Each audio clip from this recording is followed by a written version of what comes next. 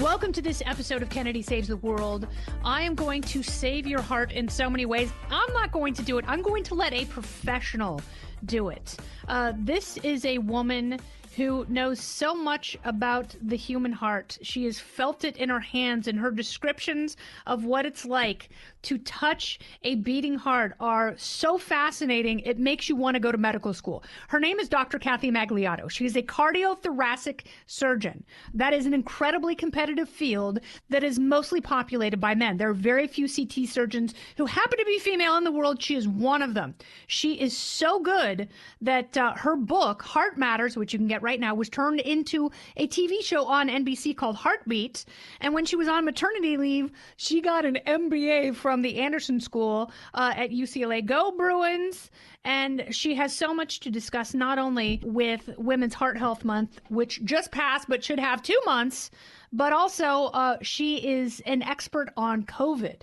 So we're going to talk about how all those things intersect. Dr. Magliato, welcome to Kennedy Saves the World. Thank you for saving people's hearts. Hey, Kennedy, thanks so much for having me on, and I'm so excited to save the world with you. So what is it like touching a human heart? Absolutely incredible. In fact, the first time I ever held the human heart, that is when I knew for sure that I wanted to be a heart surgeon. The minute I touched the human heart, it was incredible. And actually, I have a fellowship in heart and lung transplantation. So heart surgeons are the only surgeons that actually get to take the heart out of the chest and lift it up. And that is an extraordinary, extraordinary thing.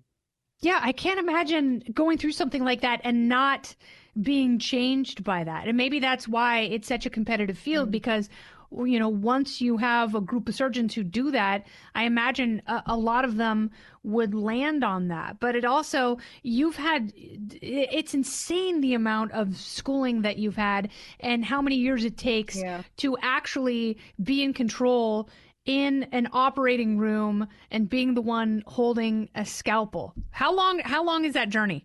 Yeah, so and that journey deters a lot of people, and for some reason, especially a lot of women, from going into cardiothoracic surgery. They're less than 4% of all heart surgeons are women, and that number really isn't changing. So for me, I did 4 years of college as a pre-med, and then 4 years of medical school, and I did a year of research sort of in between.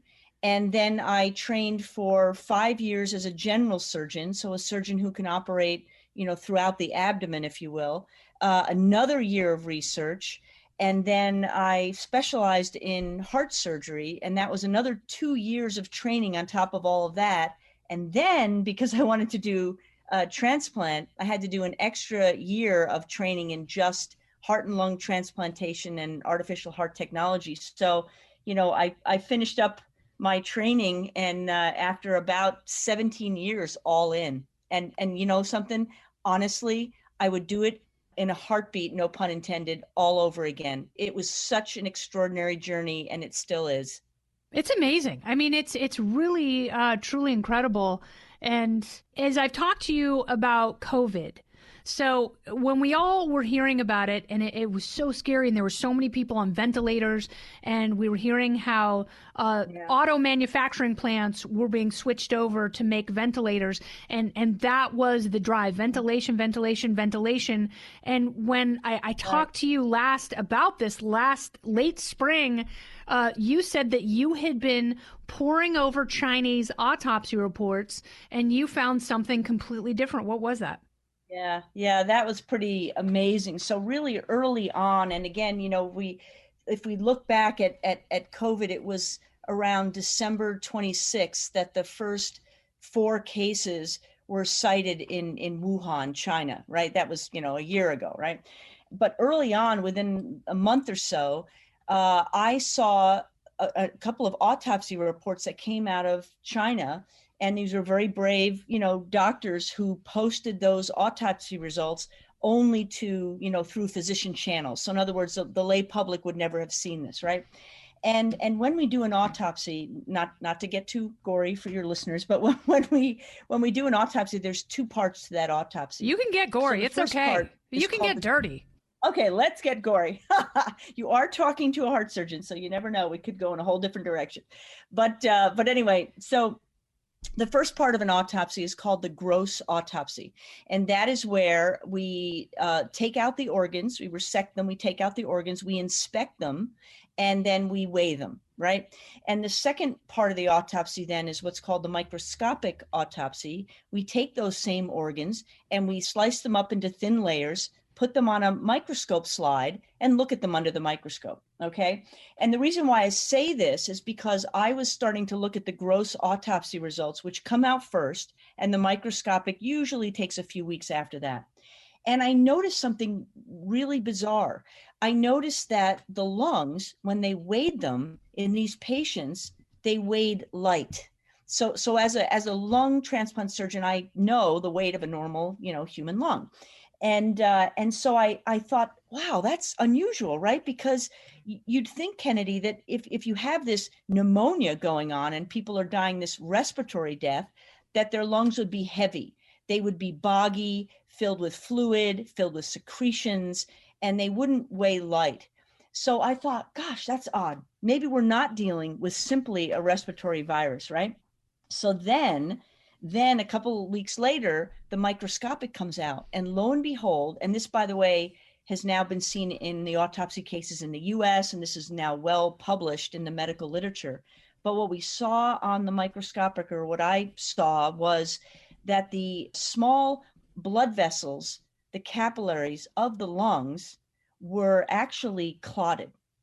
And so the reason why we were like sticking patients on ventilators and they were all dying is not because of the pneumonia process per se, but in combination with the fact that these blood vessels were blocked. Because whenever you take a breath, right, you breathe oxygen in, it has to pass through your lungs and it has to go into your bloodstream through these capillaries, right? But if those things are clotted, we can give you 100% oxygen and it won't matter because it won't get into your bloodstream. And that's why these people were dying. So this blood clotting issue has now become really apparent. And it came out of actually the data, mostly from New York, where we started seeing people clotting other things like having strokes, clotting off their brain, clotting off limbs, getting amputations. You've probably heard of COVID toes, where people clot off the small vessels to their feet and toes. We were seeing heart attacks, people clotting off the arteries to the heart, and on and on and on. And so it turns out that this virus is attacking the lining of your blood vessels called the endothelium. And so by attacking that lining, one of the most important things that lining does is prevent your blood from clotting. And so when we looked at these organs under a microscope, we actually saw the virus inside this beautiful endothelial lining. And that's where we started to figure out, my gosh, this is not just a lung issue. This is a cardiovascular virus. So did that allow doctors and researchers to turn a corner? And is there any correlation between that finding, the treatment, and the fact that the rates of positive tests and COVID diagnosis is dropping? Well, let me start with the first part of what you asked, because yes, you're absolutely right. It did change our management.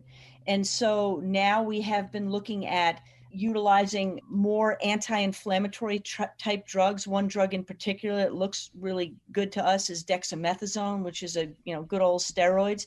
But lowering this inflammatory response has become a foundation upon which we're treating patients now, because again, that inflammation is part of the attack on the endothelium.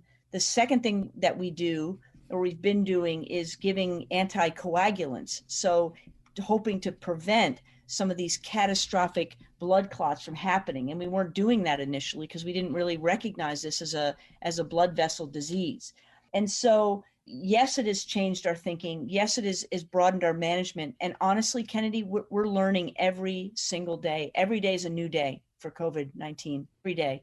And what's been extraordinary, for me, being a physician in this time, is that it's an incredible growth of scientific knowledge and an incredible collaborations. For the full podcast, go to foxnewspodcast.com.